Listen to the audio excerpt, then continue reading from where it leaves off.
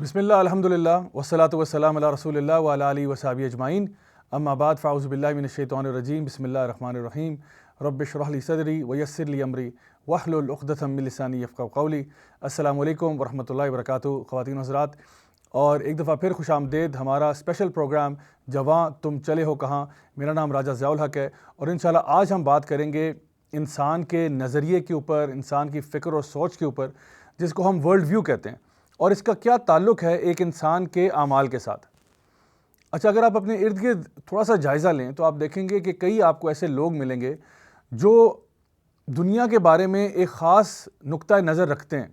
اور وہ نقطہ نظر جو ہے، مثال کے طور پہ کوئی شخص جو ہے وہ یہ کہتا ہے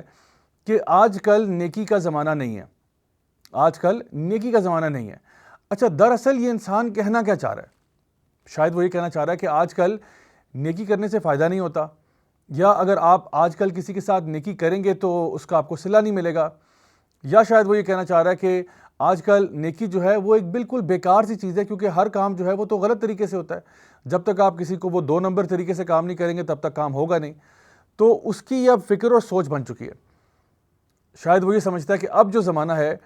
وہ بدماشی اور غنڈہ گردی کا زمانہ ہے، کیونکہ آج کل نیکی کا زمانہ تو نہیں ہے بھائی۔ تو اب سوال یہ پیدا ہوتا ہے کہ جس بندے کا یہ نظریہ بن چکا ہو، جس کا یہ نقطہ نظر بن چکا ہو، جس کا یہ ورلڈ ویو بن چکا ہو، اس کے اپنے اعمال کیسے ہوں گے؟ کیا اس کے اعمال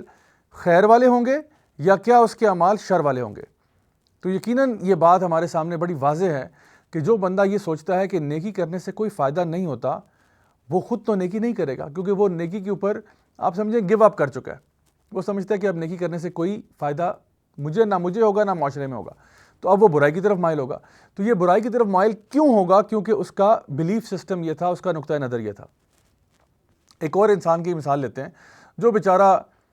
پیار میں ناکامی کا شکار ہوا، اور پیار میں ناکامی کے بعد اس نے اب یہ نظریہ بنا لیا اپنا کہ بس اب کسی کا اعتبار نہ کرنا۔ بیچارہ بڑا دکھی دل کے ساتھ یہ سوچتا ہے کہ اب تو میں کسی کا اعتبار کر نہیں سکتا، حالانکہ اپنے سگوں کا بھی اب وہ اعتبار نہیں کر رہا۔ کیوں؟ کیونکہ اس کے ساتھ ایک پیار میں ناکامی ہوئی، اور اب وہ جو ہے سمجھتا ہے کہ کوئی انسان جو ہے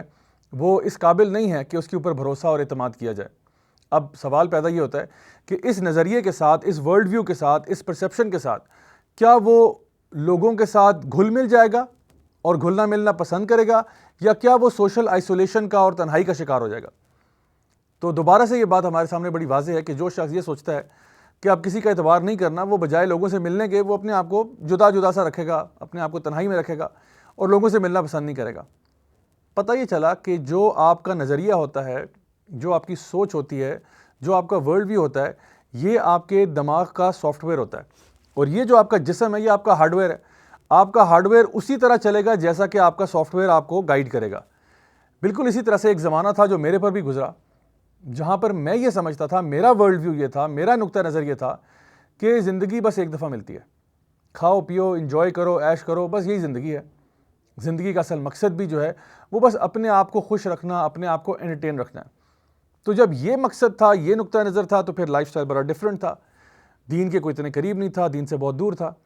لیکن پھر قرآن مجید میں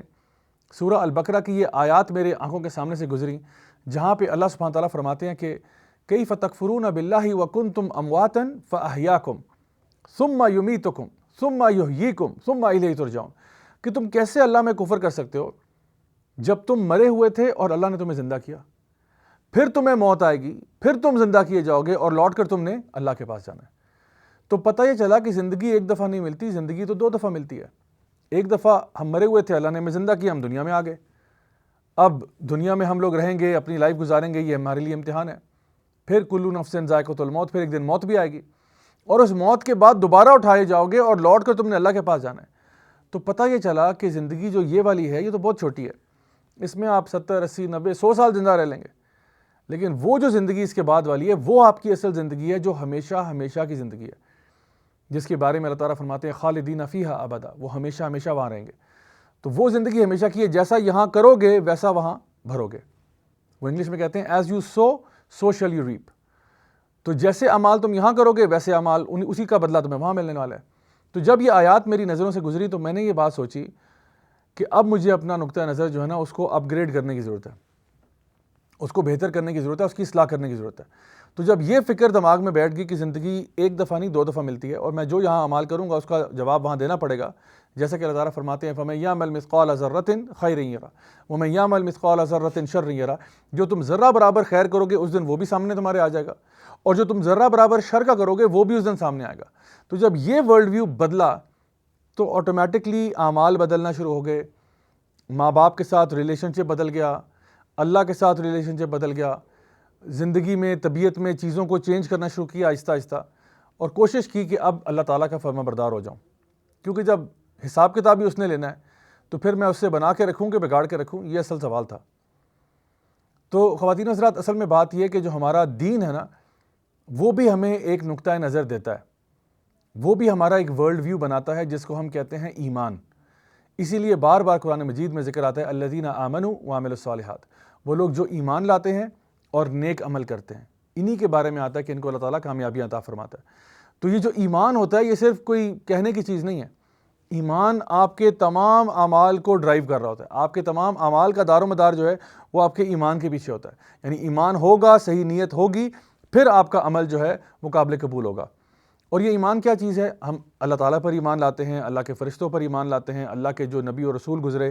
ان پر ایمان لاتے ہیں، پچھلی کتابوں پر ایمان لاتے ہیں، آخرت پر، قیامت کے دن پر ایمان لاتے ہیں، اور اللہ تعالیٰ کی تقدیر پر ایمان لاتے ہیں۔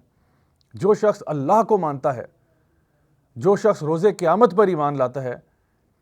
وہ یہ بات جانتا ہے کہ چاہے میں اپنے کمرے میں اکیلا ہی کیوں نہ ہوں، چاہے میں دروازوں کو کنڈیاں لگا لوں، پردے ڈال دوں، لائٹیں آف کر دوں، پھر بھی اللہ مجھے دیکھ رہا ہے۔ میرے کندھوں پر بیٹھے فرشتے جو ہیں کرامن کاتبین، وہ سب کچھ لکھ رہے ہیں، ایک ایک عمل جو میں کر رہا ہوں وہ لکھ رہے ہیں، پھر آٹومیٹکلی اس کا بیہیویئر ٹھیک ہوتا ہے۔ میرے اپنے اساتذہ کرام، اللہ تعالیٰ ان کو لمبی عمر عطا فرمائے، یہ کہا کرتے تھے کہ بیٹا جس دن تم اللہ پر ایمان لے آئے واقعتاً،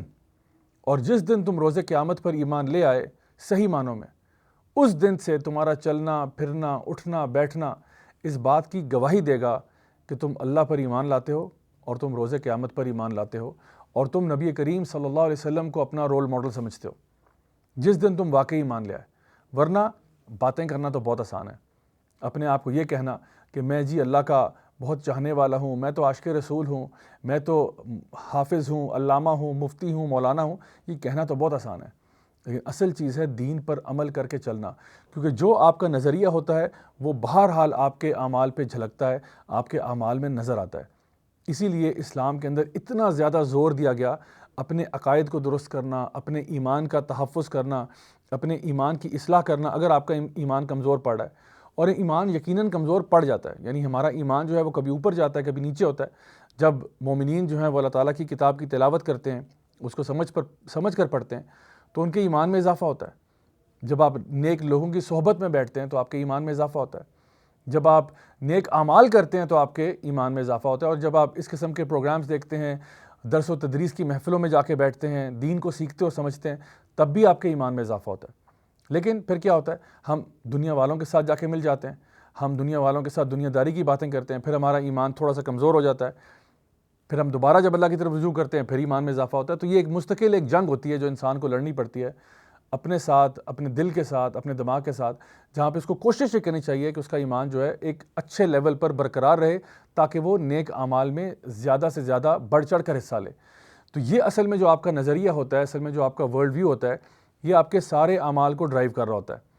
تو ہماری نوجوان نسل کا میں سمجھتا ہوں کہ جو ایک بنیادی مسئلہ یہ ہے کہ آخر ہماری سوچ کیا ہے،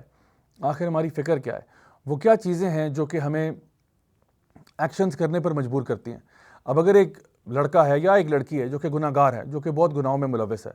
تو اصل میں اگر اس کی جو جڑ ہے وہ کیا ہے کہ اس کے پیچھے اس کا ایمان بیچارے کا کمزور ہوا ہے۔ اب اس کے ایمان کی اصلاح کرنے کی ضرورت ہے۔ خواتین و حضرات، یہاں پہ ہم لیتے ہیں ایک چھوٹا سا بریک، اور بریک کے بعد ہم بات کو جاری رکھتے ہیں کہ اصل میں ہم اپنے نوجوانوں کی سوچ اور فکر کی اصلاح کیسے کر سکتے ہیں۔ ہمارے ساتھ رہیے گا۔